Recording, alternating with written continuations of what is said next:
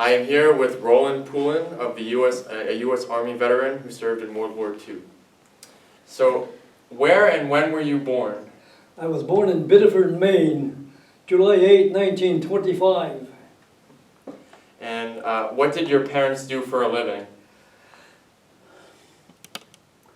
They did some textile work when they met in Biddeford, Maine, and then my mother was just a stay-at-home mom and my father was a carpenter.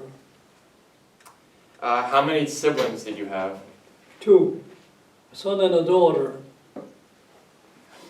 And did anyone in your family serve in the military? If yes, who? Yeah, my father did, and both of my brothers served in the military. What, like, branches of the military? Both, all Army, 1 Navy. The guy in the Navy served 14 years. A long time. What, did they serve in any wars? Did they serve in any wars? They did, I did. What were you doing before you entered the service? I was working in a machine shop in Whitensville, Massachusetts. White Machine Works. In which branch of the military did you serve? Army, infantry. How old were you, and when did you enlist? I was 18 years old when I went in. I was caught in a draft. And within 3 or 4 months, I was on Italian soil. Did you get to choose your specific branch of military? Did you get to choose the To specific choose? branch? No. Do you recall your first days of service, or what it felt like?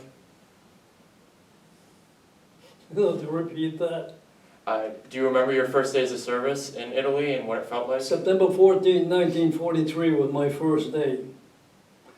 Then with a 14-week basic training on the ship to Italy, 28 days crossing the Atlantic, landed on the east coast of Italy on the 28th of March, 1944. How did you feel? What were some of your experiences with that? Do you remember? The experience was bad, very scary. First night, I went up on the front lines, May 11, 1944, and it got bad right away. Got caught in artillery barrages and choking and thinking that I was already dead. But I made it through the whole thing, never got scratched. And a couple of close calls, very close. Would you mind describing those for us? At one spot, I hit the ground and a piece of shrapnel hit my steel helmet at an angle. It made a 1/2-inch dent in the steel, about 2.5 inches long. If it had hit straight, I wouldn't be talking to you. Then the next one was a bullet hole through my canteen in July, hot water running down my leg. I thought I'd got shot in the butt.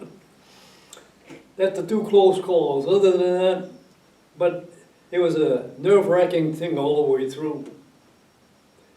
Mostly small arms and artillery and mortar barrages and a few bombings and strafings. It was not a picnic. Do you recall your instructors during training? Do I recall what? Your instructors during like early basic training? My instructors? Yes. If so, what were they like? Well, in basic training, my company commander was Captain Stuyvesant. And the cadre, well, there's a bunch of them.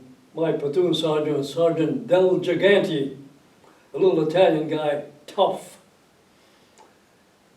Then overseas, my company commander was Captain Robert King, very, very good man. And my company officers were, platoon leader was Lieutenant McMahon. My platoon sergeant was, I'd have to think. But my squad leader was, his name was David South, we call him Montana. All good guys. They helped me to get through. Did you receive any like specialized training? Any what? Specialized training? Specialized training? No. 745 rifleman.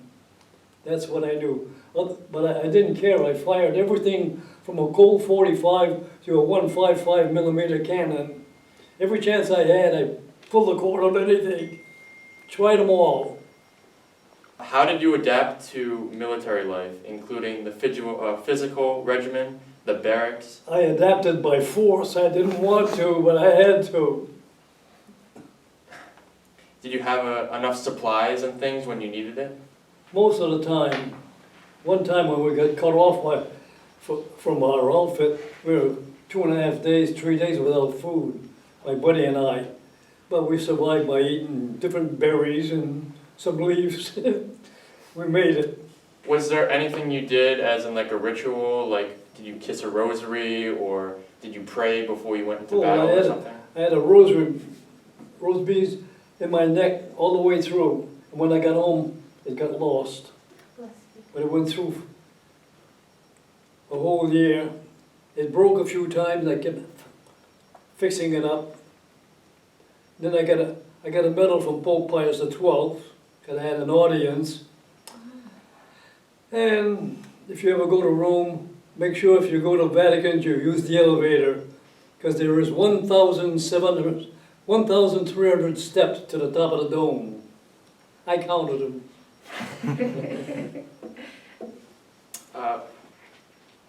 What was your job assignment when you were in Italy? Rifleman. My job? Yeah. All the way through. That's all I carried, a weapon with a lot of ammunition. Nothing else. Do you remember your specific arrival in Italy and what it felt like?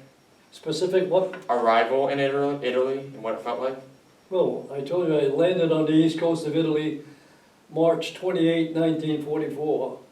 Got on to the 40 and 8 boxcars, rode all the way across the peninsula to near Naples. Then we did a little training there, then I went into the front lines.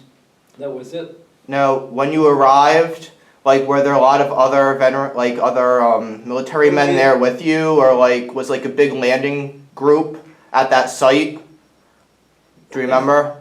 All I know is when we got there, we went over the side on rope ladders into landing barges, then onto the ground, and that was it. Then we boarded the trains. And it was in March. It was kind of cold, so we stopped at a place. We picked up some coal near the tracks and a piece of aluminum, and we made a fire in the boxcar.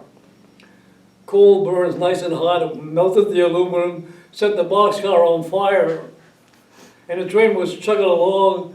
But all I said to the newspaper man one time, I said, 60 full bladders took care of that. And we didn't burn. Do you have any really specific, memorable experiences that you had while you were there? The most memorable was seeing all these beautiful cities and putting them all in my computer. I can remember everywhere I went. Then after the war, I had 15 days in Switzerland. That was beautiful. Would you mind describing that for us a little bit? Would you mind describing that for us a little bit? Do I mind driving? Would you mind describing that? Your experiences in Switzerland, like after the war. The experience in Switzerland was absolutely beautiful. The Swiss Railway, which I'm a train guy from when I was a kid, and it's the best run railway, I think, in the world, because we get off at a train station and they say the train will depart at 11:31 and a half. You better be there, because that's when they took off. Went through all the way up to Zurich, Lucerne, Lausanne, Neuchâtel, Geneva, Lugano, everywhere. 15 days for $64, including train, hotel, and breakfast every morning. You can't get a meal for that today. It was a beautiful experience. Coming back was something else. Did your unit have any casualties Any what? Any casualties? Did anybody get hurt, seriously injured, or killed in your I regiment? had a couple of buddies get killed. One of them got cut right in half by a machine gun. We were going through a cornfield, and he was 6'2". They couldn't see me, I was below the corn. They took care of him.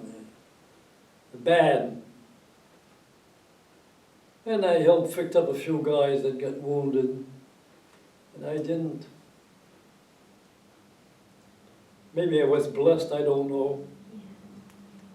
How did you feel seeing all the casualties and destruction of the war? How do I feel about what? All the casualties you saw and the destruction that the war created. You couldn't help but feeling bad for them, but what else can you do? Do you know of anybody who got captured in the war or was a prisoner of war? No. I know we captured a lot of them, but I don't know about any of ours getting captured. Did you receive any awards or citations for your work in the war? Combat Infantryman Badge and the Victory Medal, that's all. Good conduct and Victory Medal. How did you get them? Who awarded you? Well, the Combat Badge, you have to prove your ability to be on the front lines. You prove yourself, and what kind of friendships and camaraderie did you form while you were serving? the first day in the service, I met this young man at Fort Devens, and he said he was from Maine, North Appleton, Maine. I said, I was born in Biddeford, Maine. We became friends. We went all the way through Italy together, came back home, and took about 3 years before I went and see him up in Maine. But then we were buddies for almost 60 years. Every summer they came and see us, we went and see them, and then he passed away, I mean. I've had a few friends that were with me, but that's the only one that we stuck together all the way through. How did you keep in touch with family and friends back home during the war? How did I what? Keep in touch with family and friends during the war. Letters. Wrote as often as we could. My mother wrote to me every day. And I guess there were letters yet. But that's how you communicated. You couldn't tell them. All you could tell them was somewhere in Italy. But my mother was shrewd. She used to watch TV and read the news, and she'd see where our advances were. She pretty well knew where I was. During the war, what did you do for recreation when you were off duty? I went on past the different cities. That was about it. Because I didn't drink, and I didn't fool around, so I went on past. I got all my passes to all the different cities where I went. Okay, so where were you when the war ended? Where was I when the war ended? I was in a little town of Asolo, A-S-O-L-O, in north of Venice. And I knew the war was over because the bells were ringing all over the countryside. So we knew something happened. And then we came face to face with two Germans, and they had their weapons with them. They dropped them and put up their hands. And I kept corresponding with one of the guys. His name was Robert Henning. Years later, he became a priest in this cathedral in Strasbourg, France. And he wrote to me and he told me that I had liberated them. They could have shot us up. How did you return home after the war? That's the part. December 15, 1945, I boarded the USS Randolph aircraft carrier. 6,700 GIs and a crew of 2,000. And we sailed out of Naples about 2:30 in the afternoon. And I took some pictures on the Mediterranean.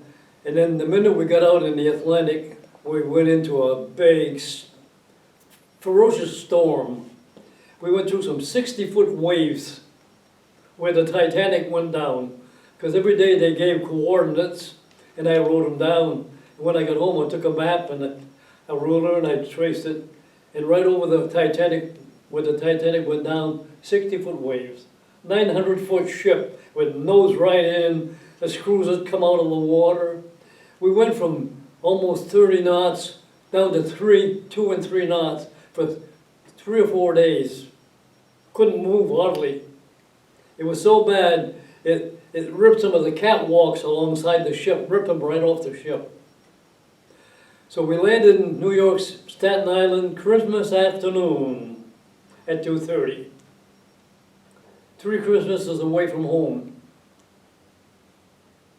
How did you adjust to civilian life after being in the military for so long? Very easy. I never had any nightmares, nothing. One thing, when I went in, I used to bite my nails. When I came out, I wasn't biting them anymore. Something good came out of it. Did you work or did you go back to school after you came back? I took a 15-month vacation, and then I went back to the machine shop. And I stayed there for a while, and that didn't work out too well. I had a bad boss, so I just quit, and I went to Florida for 3 months. When I came back, in 1952, I went in to work with the Veterans Administration in Framingham, Mass. And I ended up putting 30 years in with the medical center in Providence. And I got even with the government. I've been retired 34 years. They didn't pay me back for 34 years. What else can I say? I did 17 years of nursing, and then the last 13 years was a histopathology technician. I did autopsies and everything, 275 of them. That was interesting. How did your wartime experiences affect your life? Like Yeah, overall? Nothing affected me because I'm not nervous. I never had any repercussions of any kind. I adjusted long enough to reach in July 8th, I'll be 91. What can I say? I don't think he wants me, and the guy downstairs doesn't want me either. I'm in limbo. What kind of life lessons did you learn from your military service? I don't know. I don't get that last part at all. What kind of life Lessons. lesson? Yeah, life lessons did you learn from your military service? One day at a time. Live and let live. That's my feeling. I'm ready to go. I mean, up there or down there, either one. How did your service in the war affect your feelings about the military and war in general? All I can say is you did a good job. I joined the National Guard after I came out for 3 years, but that was kid stuff. So, how did your faith affect your life? My religion, Yeah, did it affect you at all I all? can say is I prayed a lot. I don't know whether it had anything to do with my keeping me safe, but it did. At one place we hit the dirt. I had 2 guys on top of me, and the top guy got blown apart. But I just hung in there. It was just a little pipsqueak, but I made it. What else can I say? So, did you pray your rosary every day? Oh, I still pray, but not that much. But I've been going to church for 88 years, every Sunday. I went to church in Italy with Cardinal Spellman celebrating Mass on the hood of a Jeep, with shells falling around. Wow. And one time I walked 6 miles to go to church. That's the way I was brought up. Um, if you could leave a message to future generations from what you have learned, what would it be? I'd have to tell them the whole story. I think the best thing is stay on a straight line. Stay away from drugs and stuff. Other than that, what can I say? Some people will tell you, I got my life, you got yours, but what can I say? Is there anything that you haven't already discussed in this interview that you'd like to say about the war? Got a bunch of pictures if you want to see some. Yep. So I was wondering if you talk about this map a little bit. Wonder if you talk about the map a little bit. What can I say? All I can tell you is that it's mountains all the way through the center of it. The whole spine of Italy is all mountains. So you had said that this black line here. That black line is my travels. Wow. The line to the left from Milan is when I went into Switzerland. That was by train.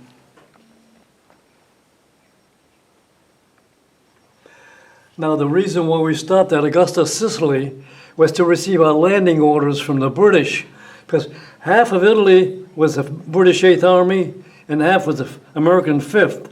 So we landed on the East Coast, so we had to get landing orders from the British. How much was the cane again? $4.75, and each of these little things, these little plaques were 15 cents a piece. And I put them on everywhere I went.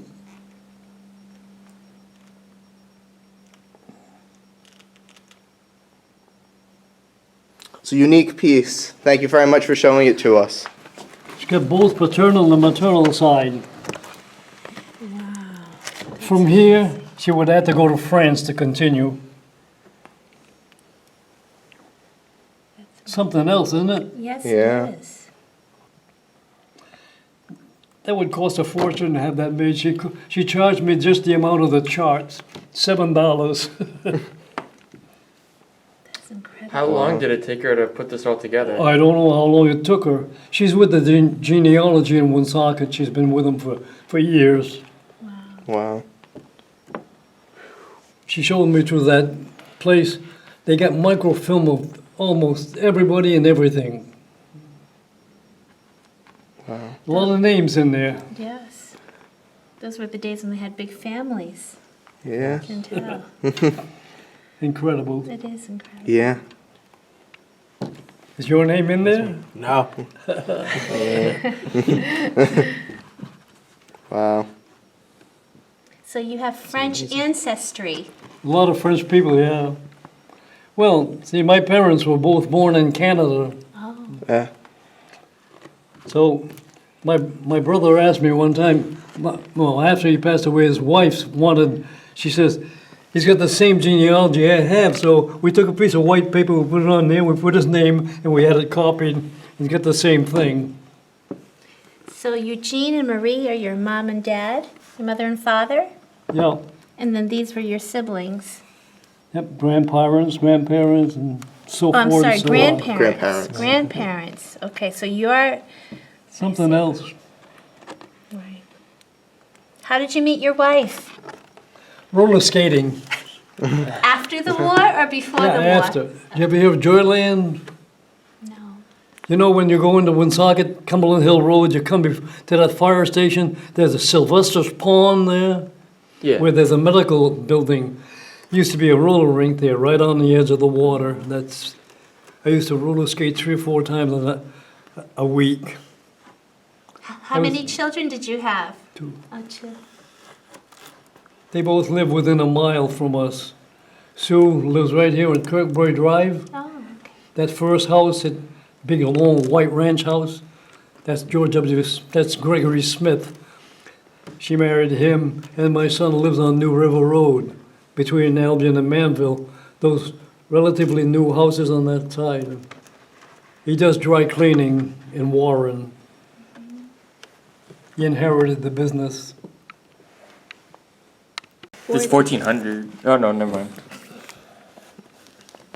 Who knows, there might be some of your relatives in there.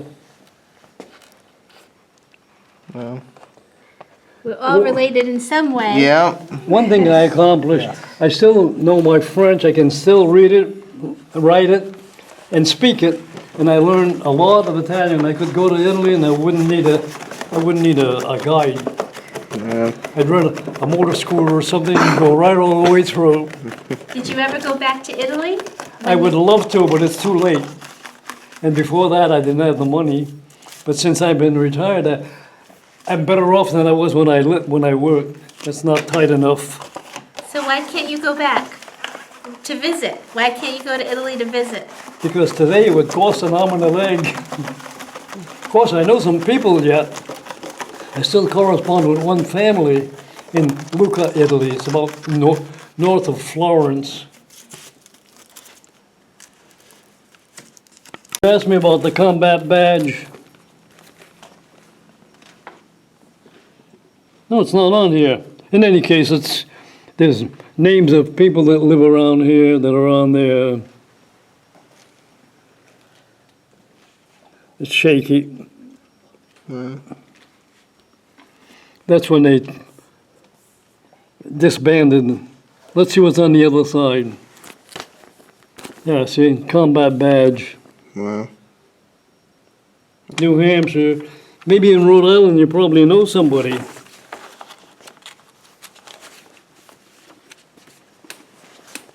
Says the name of the names of the towns and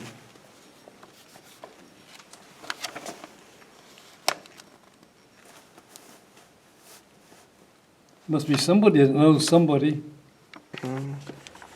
wow. I was bad that way. I used to get all kinds of stuff. My picture appeared in the paper so many times. Over here. You can almost see me. This is a friend of mine.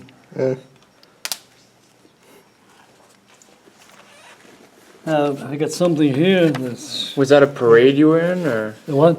Was No, that it was at the Work and Culture Museum in Woonsocket. They were doing some kind of a thing. Is that a whole movie about you, or? That was done by the Reader's Digest and the Tolomar Corporation from California. Wow. I got it on a DVD. Wow. Beagle Club in Cumberland. Are you familiar with that? On Nate Whipple Highway. Every year they have a meal for the veterans. The Beagle Club. It's all on there. It's really nice. This year is an interview with Frank Coletta from WJAR. He interviewed a whole bunch of us. It's all in there. And that's that on here. I put it on the...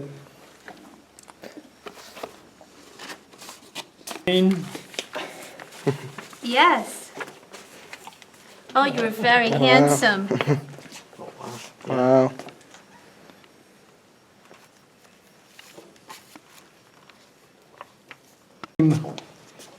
Who was he? Name was Diodato Prestini Diodato Prestini. at Santa Maria Ripa Church. Beautiful. That's taken in Venice.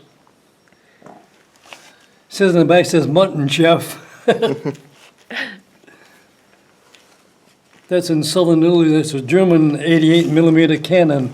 It's the worst dreaded weapon that we met up with. Me in Venice on the right-hand side. Me with my first car when I came out. What kind of car was it? 1947 Chevrolet. Well, That was a nice little car. Beautiful, shiny. How much? $2,000, brand new. wow. I rode 27 miles to go take a picture of the Leaning Tower of Pisa. Wow. And I got it. I got the church too. Beautiful. Here's my buddy in Italy, the one that I met. Yes.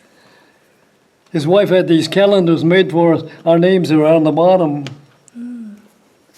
Oh, just I don't know why, but that was a brand new car. It says, in the back, it says 3,000 miles on it, and it's a kiss from Canada. I was happy. There's a guy I correspond with. He was 9 years old when he had my steel helmet, my carbine, and some of my junk. Was he a soldier in the war? 9 years old? He was 9 years old. We were staying in their house, Oh, and there's the family. wow. Wow. I'm right in there somewhere. Their name is Keoka. I still correspond with them. That's taken in front of St. Mark's in Venice.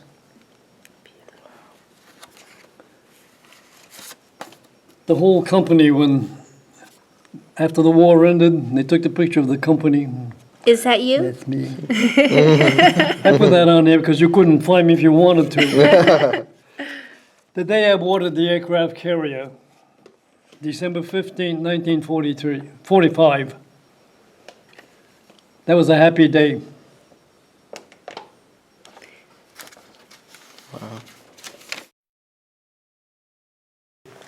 That's a beautiful church.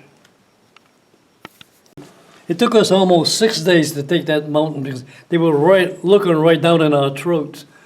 We fight our way up, they'd counterattack and push us all the way back down. And it was a bad spot. But the whole story, there's the little footnotes at the bottom. You can see my company commander's name, my sergeant, platoon leader, my squad leader. There's a whole story. It's quite interesting. That's one of them. Road to Rome. Finito, that's when they ended. I keep all these books. I mean, So you wrote in these every wrote? day? no, that's just a storybook. I have a journal At that I home? wrote from the day I went in until almost the end of the war, but I should finish it. Yes, you It's one of should. those things, you know. Wow. So if you want, later on, if you want to look at some of those, you let me know.